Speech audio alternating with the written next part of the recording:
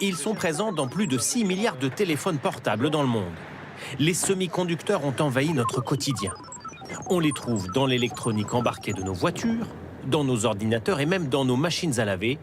Ces petites plaques de silicium empilées dans les puces électroniques sont en rupture de stock depuis la crise du Covid. Pour comprendre comment ils sont fabriqués et pourquoi nous en manquons, nous prenons un avion. Lui aussi est rempli de semi-conducteurs et nous partons pour Taïwan. C'est sur cette île que sont produits plus de 60% des semi-conducteurs du monde entier. Bienvenue à Taipei, la capitale hyper connectée de l'archipel. Les nouvelles technologies ont transformé l'économie de l'île. Tout a commencé il y a 40 ans dans les laboratoires de recherche.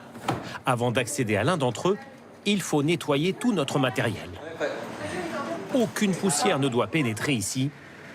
L'air pulvérisé dans ce sas doit nous en débarrasser. Le directeur nous présente la première étape de production. Ici, vous avez ce qu'on appelle la chambre jaune. C'est ici que les semi-conducteurs sont gravés au laser sur des plaques de silicium. La lumière jaune protège ces connexions électroniques microscopiques.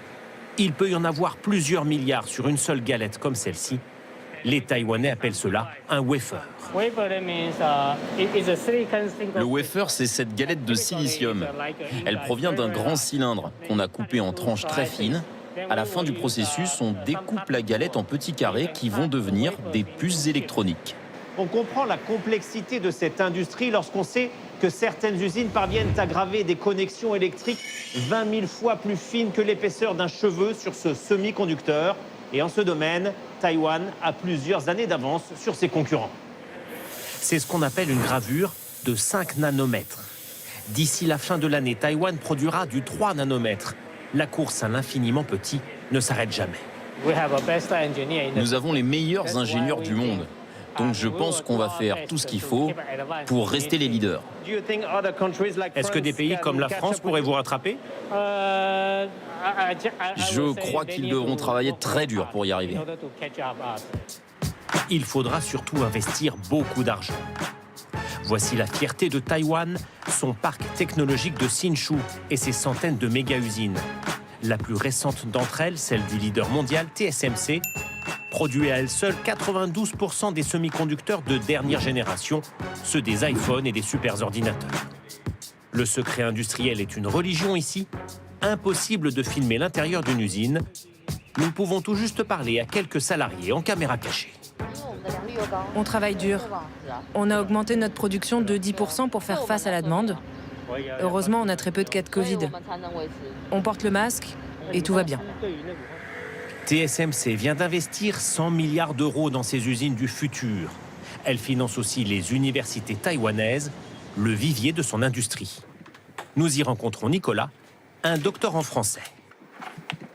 Alors, ça, c'est nos dernières puces électroniques qu'on a fait fabriquer. Et donc, on va pouvoir toutes les tester. Ces quelques millimètres carrés de silicium valent plus de 3 millions d'euros à prix coûtant. Tout est financé par les entreprises afin de développer la recherche biomédicale ici. Ça va être un circuit intégré. Plus tard, quand on fait un vrai produit, le produit ça va être les petits carrés noirs qu'on voit sur les circuits électroniques. Voici ce que contient un semi-conducteur lorsqu'on l'agrandit plus d'1 million de fois.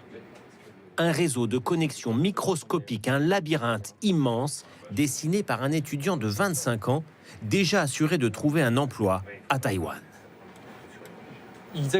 Les semi-conducteurs sont le joyau de mon pays. Savoir dessiner une puce est donc très bien payé. En ce moment, je négocie mon salaire d'embauche avec une entreprise pour 3 000 € net par mois.